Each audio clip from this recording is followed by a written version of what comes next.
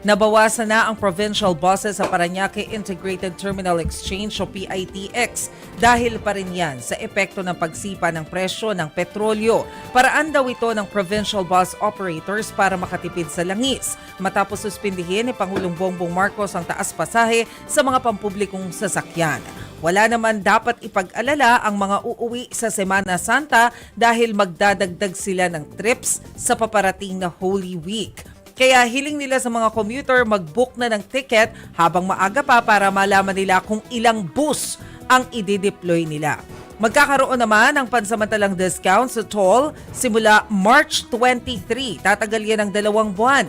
Sakop ng diskwentong ito ang nasa essential transport sectors tulad ng PUVs o mga jeep, public utility buses at Class 3 vehicles na may cargo o nagde-deliver ng essential goods. Nagpasalamat naman sa Department of Transportation o Transportation Secretary sa mga toll operators kaugnay nito.